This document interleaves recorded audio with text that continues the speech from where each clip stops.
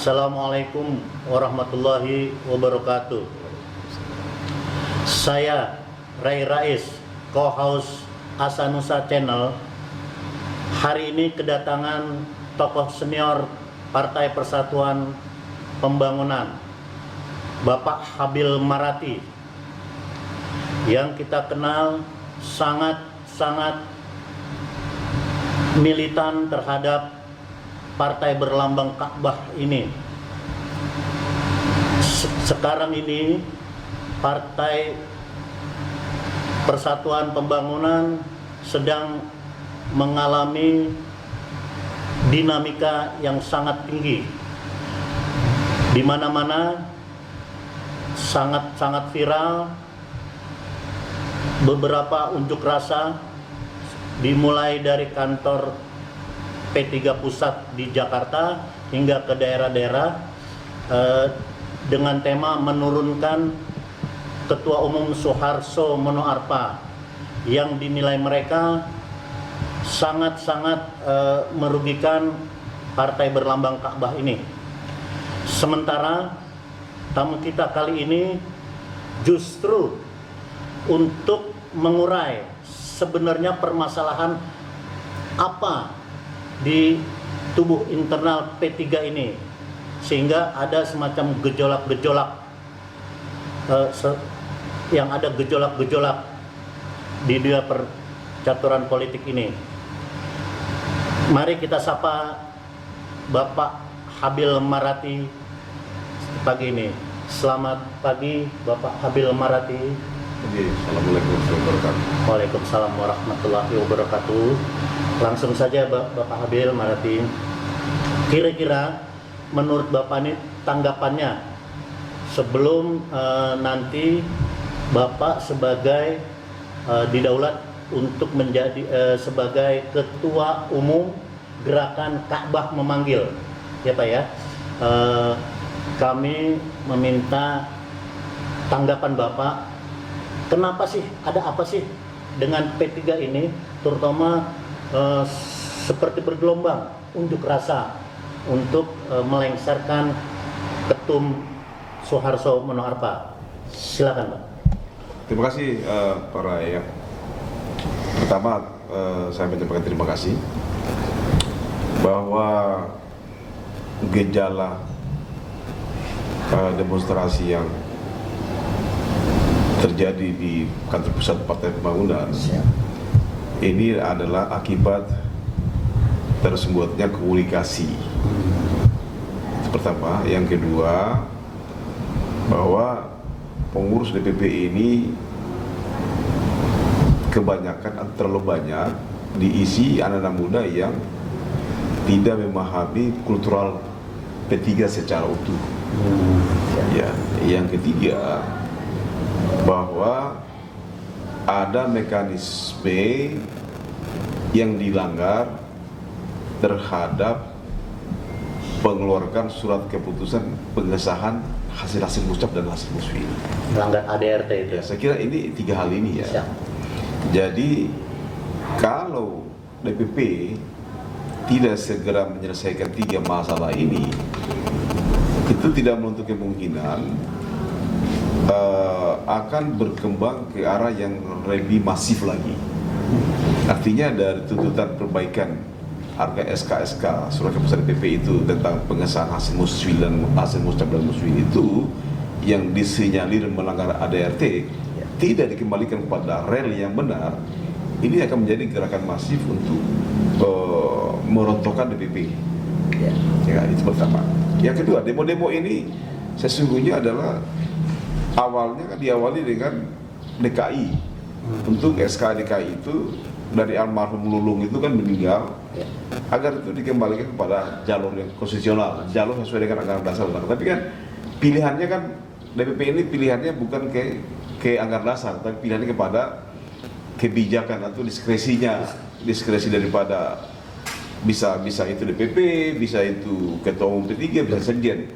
Bisa saja Ketua Umum P3 Suharso Monoarfa tidak tahu masalah ini kan. Itu. Jadi saya kira DPP sekarang terjadi belah ketupat. Artinya kelihatan di puncaknya itu utuh, sesungguhnya di bawahnya itu rapuh. Nah ini menjadi persoalan. Artinya yang demo-demo ini tidak bisa disikapi sebagai musuh partai, ya. Tidak bisa dituduh gerakan untuk menjatuhkan Suharto Mono Arfa, tapi menunjukkan bahwa sesungguhnya di internal DPP itu tidak solid, ya kan? Tidak solid. Nah, saya kira para pendemo pun kadang-kadang P3-nya mendemo soal ini sekarang yang didemo ini jabatan menterinya atau ketua P3-nya. Kalau yang didemo itu jabatan ketua P3-nya, maka demonya harus di DPP, di DPW, DPC. Jangan kamu ke kantor Bappenas, nggak ada hubungannya di sana kan. Jadi kalau P3 demo di Bappenas, jangan-jangan bukan kader, tidak paham. Harus dibedakan antara ketua umum P3 dan sebagai menterinya gitu kan. Nah, kalau itu tujuannya untuk SK, saya dukung dalam arti bahwa DPP harus mengoreksi kesalahannya. Khususnya itu banyak yang terjadi, misalnya di daerah saya Sulawesi Tenggara juga itu di Kendari itu hasil musfil beda dengan SK yang keluar. Ini pelanggaran berat menurut saya. Tidak pernah terjadi di P3 seperti begini. Hasil musfil itu merupakan rapat tertinggi di 3 DPW. Kan dia ngerasa bahwa musyawarah wilayah adalah merupakan keputusan yang tertinggi yang harus dihargai. Apapun yang disebutkan musfil itu harus dilaksanakan oleh DPP. Tidak boleh dianulir. Ya kan, kalau ada dispute, kalau ada konflik internal, selesaikan di mahkamah partai yang objektif ya. Nah, ini saya kira yang menjadi cikal bakal demo ini terjadi. Nah, persoalannya adalah sekarang menjadi bola liar ini. Dari kecil lah ya MSSK menjadi minta Pak Harus suruh turunkan. Nah, saya mensinyalir ada oknum-oknum pengurus DPP ini yang memanfaatkan situasi ini, ya kan? Yang sudah ingin menjadi PLT ketika Pak Harus turun, PLT-nya dia terus menjadi menteri. Ini adalah P3 harus diselamatkan terhadap orang-orang seperti begini. Ya. Maka dari itu Pak Habil ini segera menginisiasi satu gerakan atau aliansi untuk menyelamatkan P3 melalui gerakan sebagai ketua umum gerakan Ka'bah Memanggil. Nah, kira-kira apa kedepannya? Jadi teman-teman yang prihatin dengan pelanggaran penerbitan SK, hasil-hasil muscap dan muswil DPC. Teman-teman berpikir bagaimana kita menolak P3. Kan? Karena kalau kemarin itu goncangannya ada di DPP ketika Romi dan Saudara Ali, itu kan goncangannya di DPP. Tapi kalau goncangannya di PAC dan DPC itu berat. Karena suara P3 akan nggak diurus. Suara P3 akan tergerus habis. Apapun yang DPP lakukan, mau menyewa para LSI yang besar, mau membayar super yang besar, kalau DPC dan PAC-nya guncang di bawah karena persoalan SK, maka suara itu kan hilang. Nah, oleh karena itu keprihatinan inilah yang mendorong kami dan teman-teman, saya didaulat sebagai ketua umum gerakan Ka'bah Memanggilmu, dalam rangka untuk menjadi mitra strategis DPP, bukan untuk menurunkan Suharto Mono Arfa, tapi menjadi mitra strategis DPP untuk meneliti SK-SK DPP yang dicurangi oleh DPP, oknum-oknum. Ya, nah kita harus cari tahu siapa yang mencurangi, siapa yang memanfaatkan, merusak tatanan ini. Ya, ternyata banyak oknum-oknum DPP itu yang SK itu dia perjualbelikan. Kan banyak SK-SK itu dicurigai ya. Kan banyak SK-SK itu dikeluarkan tidak sesuai dengan hasil muscap dan musfil. Ya, ini jadi pemicu. Ini bisa saja Suharto Mono Arfa sebagai ketua umum dan sebagai menteri Bappenas tidak tahu, main second aja dia. main teken, tidak baca mekanismenya gitu kan. Nah, ini yang harus diselesaikan oleh Suharto Monoarfa sebagai ketua umum, bahwa ada oknum-oknum di DPP itu yang membiarkan atau sengaja melakukan pelanggaran terhadap hasil-hasil muscap dan muswil. Nah, ini keprihatinan kami, makanya kami menggulirkan gerakan Kawal Mengilmu dalam rangka sebagai mitra strategis untuk mengisi manakala ada DPC-DPC tidak mau bekerja, ya kan, karena marah dengan DPP, maka kami akan mengambil alih DPC tersebut untuk bekerja untuk memotivasi dan menaikkan suara P3 di daerah tersebut, daerah konflik. Berarti Bapak melihat ada indikasi-indikasi penghancuran dari dalam artian sehingga ujungnya adalah berimbas terhadap suara pada pemilu-pemilu. Kira-kira indikasi itu apa yang Bapak lihat? Ya, indikasinya, salah satu indikasi yang paling fatal menurut saya adalah terjadi di Sulawesi Tenggara. Ya. Sulawesi Tenggara itu muswilnya dihadiri DPP. Ya. Tapi ternyata SK yang keluar itu diangkat orang yang tidak anggota partai dan tidak menghadiri muswil. Berbeda. Ya. Ini kan rusak. Rusak. Ini mau rusak infrastruktur partai. Mau rusak split daripada kader P3.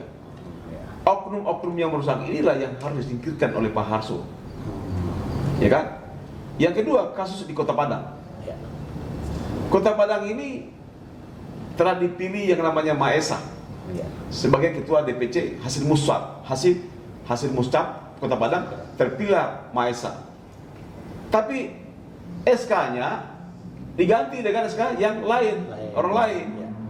Nah, ini kan merusak struktur, merusak infrastruktur daripada P3 dan merusak mentalitas kader. Ya. Ya, oleh karena itu oknum-oknum yang terlibat dalam hal ini harus dipecat. Ya. Anda lebih bagus mempertahankan kader DPC dan DPP, Anda lebih bagus mempertahankan kader DPC dan DPAC dibandingkan mempertahankan kader DPP yang kayak begini. Ya. Dan ini kemungkinan Suharto Monoarfa tidak tahu. Ya. Nah, makanya saya bilang saya menjadi strategi partner, ini gerakan kami menjadi strategi partner untuk memberitahu kepada Pak Harso, ini loh yang terjadi di 3 DPC. Kalau Pak Harso tidak mendengar, kita punya saran, silakan. Tapi Anda pasti jatuhkan. Ya. Kan? Karena yang punya suara kan DPC, PP. Kalau Anda tidak mendengar suara masukan dari gerakan kami memanggil kamu, ya kan? Kami hanya memanggilmu ini sebagai kawan memanggilmu. Ini benahi loh, terjadi dispute, terjadi kerancuan, terjadi pelanggaran dasar terhadap hasil muscap dan hasil muswil. Kembalikan pada jalan benar. Kalau dia tidak mendengar suara pada kami, maka saya jamin dia jatuh. Ya. Kenapa? Karena ini dimanfaatkan oknum-oknum DPP yang di permukaan loyal dengan Pak Harso, tapi secara politik dia ingin menjadikan Pak Harso, menggantikan Pak Harso melalui PLT dan ingin menjadi menteri. Nah, oknum-oknum seperti begini juga harus diberhentikan dari DPP karena ini merusak masa depan P3. Nah, ini yang harus dibangun, ya kan? Jadi politik P3 ini kan bukan partai anak gawang, bukan partai didirikan baru kemarin sore, tapi partai ini adalah hasil ijma ulama, hasil fusi dari partai-partai yang didukung para ulama, terlibat di dalam proses kemerdekaan, terlibat di dalam proses pembangunan di zaman Orde Lama, Orde Baru, dan sampai hari ini. Tapi kan ini kan tidak dimaintain dengan baik, tidak dipelihara, dirawat dengan baik. Justru dijadikan kendaraan oknum-oknum yang ingin memetik jalan pintas kekuasaan. Tapi perhatikan diberi mati. Nah, ini yang berbahaya. Oleh karena itu kami hadir, gerakan kami manggil hadir untuk meluruskan ini dan menata kembali P3 serta membantu P3 untuk lolos dari para parlemen threshold dan ingin mengembalikan SK-SK sesuai dengan hasil muscip dan hasil muswil. Itu target kami. Di antara pengunjuk rasa itu salah satu tuntutannya seperti yang Pak Habil itu, yaitu soal SK. Tuntutan kedua adalah P3 jangan bergabung dengan koalisi Indonesia Bersatu. Menurut Bapak Habil Maratini, bagaimana menyikapi ini GKM? Ya, pertama terlalu prematur, sangat prematur P3 ikut di dalam koalisi KIB. Kenapa? Etikanya ini kan Jokowi masih presiden, Ya. dan Jokowi ini kan kadernya PDIP. Ya. Katanya istilahnya PDIP petugas partai. Jadi mestinya P3, Golkar, dan PAN itu sebelum membentuk KIB tanya dulu pemenang pemilu, tanya dulu partai pemenang pemilu PDIP. PDIP itu kan pemenang pemilu dari sejak 99 sampai hari ini, ya kan? Sebagai pemenang pemilu, Anda di dalam kabinetnya Megawati, kabinetnya Jokowi harus pegang PDIP, Anda membentuk koalisi dan koalisi gimana? Kan? Anda membentuk koalisi dan koalisi. Koalisinya sudah kan, koalisi Jokowi kan koalisi apa? Indonesia Bersatu kan? Indonesia Maju. Indonesia Maju. Itu kan koalisi resmi. Ya. Koalisi resmi, koalisi yang menopang kekuasaan Jokowi. Ya. Pemerintahan Jokowi, karena Jokowi kan koalisi Indonesia Maju. Maju ini kan mestinya ini bukan koalisi, kerjasama pemerintahan partai pemilu dengan partai-partai yang kalah pemilu yang tidak masalah, ya gitu kan? Ya. Nah, tapi sekarang terjadi adalah KIP kesannya membentuk koalisi dalam koalisi. Nah, Ketua Umum Megawati sebagai Ketua Umum PDIP Megawati sebagai pemenang pemilu pasti merasa tersinggung dong. Iya, harusnya ke saya dong. Ya kan? Kenapa Anda harus mengikuti si X, si Oknum X? Ya kan? Baru kesannya masyarakat mau calonkan Ganjar. Ini kan kata PDIP, Anda sudah membaca koalisi dan koalisi, sekarang Anda membaca lagi kader partai pemenang pemilu. Itu etika. Berpolitik itu ya punya moralitas, punya etika. Ya kan? Punya gitu. Menurut saya, jadi demo-demo di P3 ini, sekarang ini, ada kemungkinan juga akibat P3 membentuk koalisi KIB. Ya? Karena ini cek kosong menurut saya. KIB ini cek kosong. Kan? Karena gabungan P3, Golkar, dan PAN ikut pemilu koalisi tidak akan cukup suaranya juga menurut saya. Gitu. Nah, oleh karena itu cara-cara berpolitik seperti begini menurut saya adalah tidak etis. Nah, inilah jadi ada 3 yang membuat P3 hari ini berada pada persimpangan jalan. Ya kan? Berada pada persimpangan jalan. Tidak hanya lambangnya berbau Islam, tapi aksi politiknya sekuler. Ya kan? Kenapa saya katakan demikian? Pertama adalah gerakan-gerakan ini dipicu oleh penerbitan SK-SK yang tidak sesuai dengan agama dasar kota. Kan? Ini paling gampang diselesaikan. Kan? Ini paling gampang diselesaikan. Saya kira harus segera bertindak, kembalikan pada jalur yang benar. Kalau mau selamat, kalau dia terjadi di P3, kembalikan ini SK-SK DPJ, SK DPB pada jalur yang benar. Kembalikan SK-SK ini sesuai dengan hasil mustab dan musfil. Ya. Yang kedua, ada oknum yang sudah kebelet pipis. Di P3 ini kan ingin cepat menjatuhkan Pak Harso, ya, mengambil alih jadi PLT karena mengklaim diri jadi hukum pemerintah, ya kan? Untuk jadi menteri, tapi jangan lupa gerakan kabar panggilmu akan menanulir orang-orang seperti begini, ya kan? Gerakan kabar panggilmu tidak memiliki target untuk mendukung PLT, ya. Tapi agenda kabar panggilmu agendanya adalah kalau terjadi dengan Pak Harso, maka ada pilihannya bukan PLT, tapi pilihannya adalah muktamar luar biasa. Yang ketiga, oknum-oknum yang merasa tertinggal atau ditinggalkan oleh Soeharto membentuk KIB ini, gak diikutkan. Ya. Kan? Ini bisa eksternal partai, bisa internal partai, bisa eksternal partai. Artinya kalau internal partai ada hal-hal yang sudah tadi mau pipis itu tidak dilibatkan di dalam pembicaraan pembentukan koalisi KIB ini, ya kan? Nah ini pasti oknum DPP, karena oknum DPP sekarang seperti bagian merusak SK, merubah SK, pingin jadi menteri, pingin mengharap PLT, itu pasti adalah musuh paling berbahaya bagi Pak Harso. Bukan gerakan Kaba memanggil, bukan. Sekali lagi, gerakan Kaba memanggil bukan musuh Pak Harso, bukan musuh DPP, tapi musuh DPP, musuh Soeharto itu adalah oknum-oknum yang hari ini menjadi pengurus DPP, tapi agendanya berbeda dengan agendanya Pak Harso. Musuh dalam selimut. Musuh dalam selimut, ya kan? Tadi yang ketiga. Nah ini yang harus diselesaikan, ya kan, harus diselesaikan. Jadi saya kira terlalu dini P3 membentuk koalisi KIB. Prematur.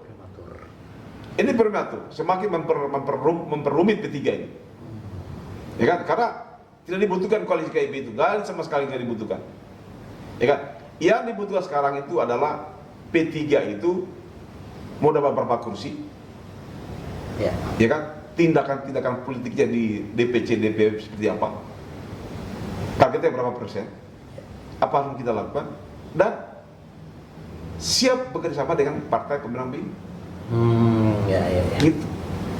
Nah, terus muncul banyak beberapa yang didukung sebagai kandidat-kandidat capres lah, calon presiden nih, baik dari pemenang pemilu atau yang lain-lain, atau dari KIB sendiri yang Bapak indikasikan sebagai cek kosong.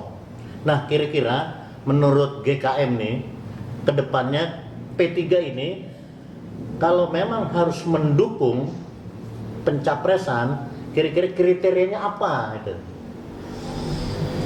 Saya pikir ya, kita harus menghindari membeli presiden sama dengan menjalankan mendukung presiden itu. Jangan sampai seperti kucing membeli kucing dalam karung. Membeli kucing dalam karung. Kita jangan terpaku dengan capres-capres yang dimunculkan oleh para lembaga-lembaga survei. Ya. Tapi adalah juga perlu melihat capres-capres di luar lembaga survei yang tidak pernah diwawancara, yang tidak pernah disentuh. Karena apa? Karena lembaga survei itu hanya menarik mensurvei tokoh-tokoh yang sedang memiliki jabatan publik dan viral. Pertanyaannya, apakah negara begini besar, negara begini kompleks, sudah cocok kita dipimpin dengan presiden ABG yang baru kemarin, baru lahir? Kan? Kita butuh presiden yang matang.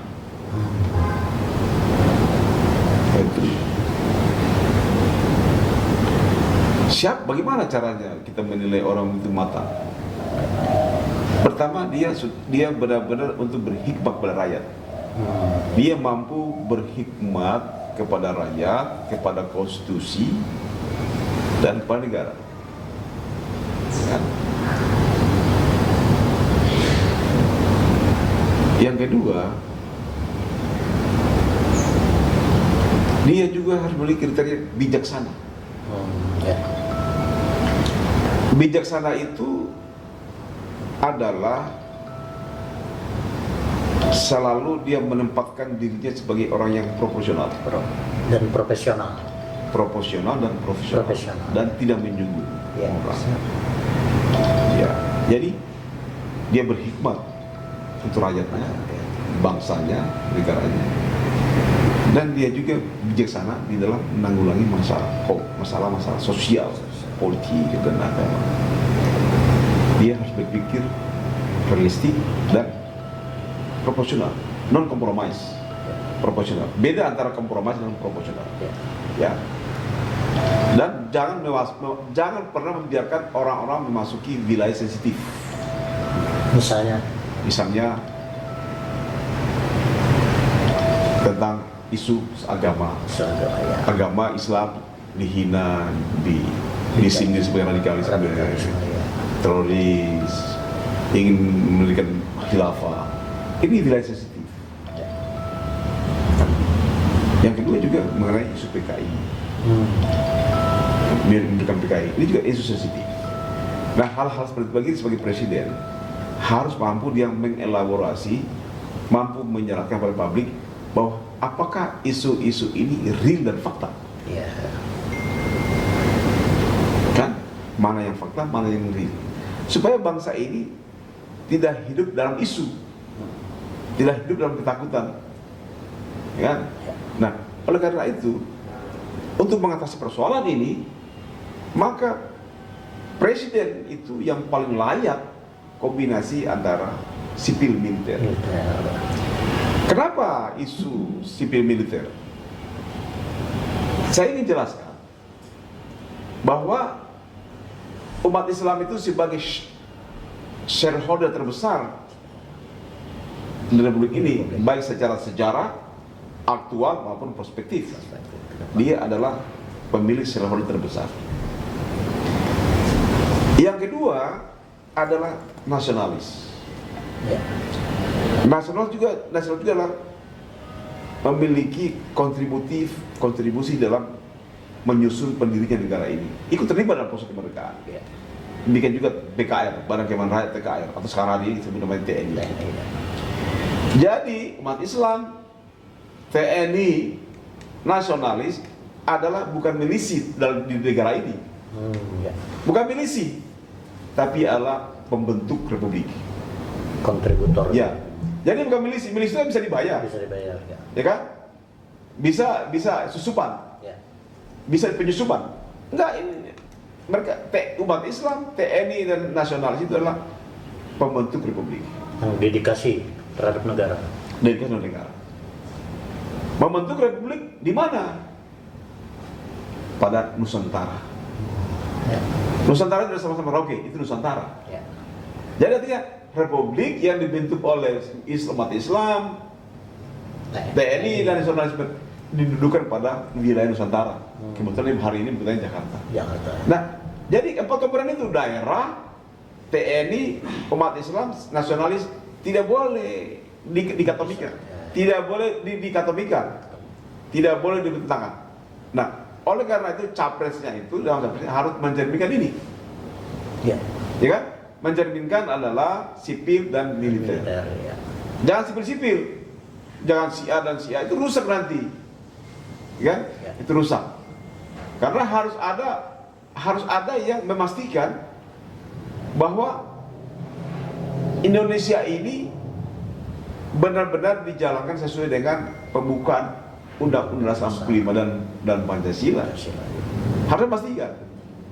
Nah, ini menurut pandangan saya bahwa pertama adalah P3 itu sangat prematur membentuk koalisi di dalam KIB.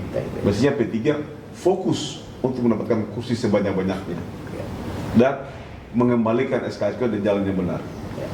Yang kedua, KIB ini kesannya adalah koalisi dan koalisi. Ya. Yang ketiga adalah banyak oknum-oknum P3 yang tidak sejalan dengan Pak Harso, yang sudah tidak tahan ingin menjadi PLT dan menjadi menteri. Ini anak DPP. Ini harus bersihkan. Dan demo-demo ini, saya yakin awalnya tadi hanya melalui SK, sekarang menjadi gerakan masif, bisa saja digerakkan oleh oknum-oknum yang tidak setuju di P3 ada di KIB. Sasarannya ke Pak Harso. Kan? Oleh karena itu indikasinya adalah mengapa ada oknum demo, para pendemo Pak Harso di Bappenas. Apa hubungannya Bappenas dengan P3? Kalau kamu demo Bappenas, maka itu isunya pembangunan yang tidak sejalan dengan Bappenas, atau Bappenas menyimpan pembangunan, atau Bappenas ingat janji terhadap pembangunan infrastruktur di daerah tersebut. Tapi kalau P3 kamu demokan di Bappenas, itu berarti sudah di luar wilayah P3 lagi. Tapi kami minta para pendemo Pak Harso yang menerima beras jangan menggunakan atribut P3 karena P3 tidak masuk wilayah konflik rakyat dengan pemerintah. Kita hanya mau konflik di dalam P3 itu selesaikan dengan benar agar kami P3 bisa mendapatkan kursi yang benar dan selamat dari jebakan parlemen Trasol. Artinya GKM melihat itulah salah satu indikator adanya oknum-oknum yang ingin memanfaatkan situasi sehingga hal-hal ini yang harus dibersihkan. Ya. Gitu ya. Nah, terus pesan-pesan yang Bapak Habil Marati ini inginkan baik itu secara internal partai maupun secara eksternal karena kontribusi Pak Habil Marati ini walaupun lewat P3 tetapi sudah menasional di dalam arti wawasan diskupnya udah menasional. Kira-kira apa yang bisa Bapak berikan kepada secara internal maupun secara nasional masyarakat bangsa? Pertama, secara internal P3 harus fokus dua hal. Selesaikan itu SK-SK yang melanggar ADRT. Ya. Kedua, berdayakan atau jadikan PAC DPC sebagai aset untuk mendapat suara. Dan jadikan musuh, jangan dia kan kader-kader yang potensial dipelihara dan difasilitasi untuk jenjang karir politiknya. Secara eksternal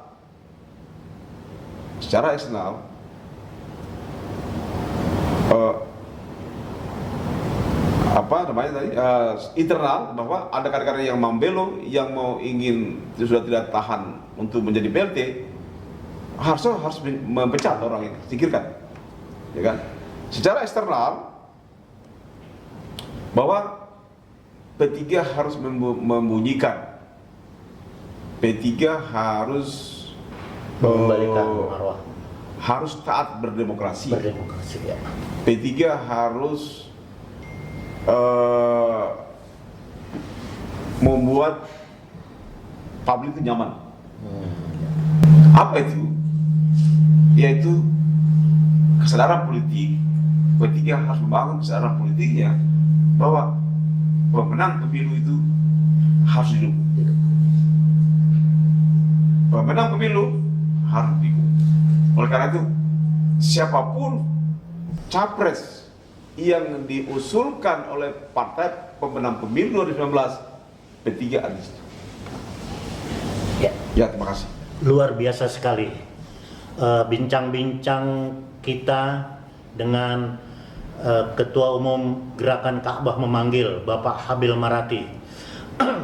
Untuk itu kami dari Asa Nusa Channel mengucapkan terima kasih dan jangan lupa like, subscribe.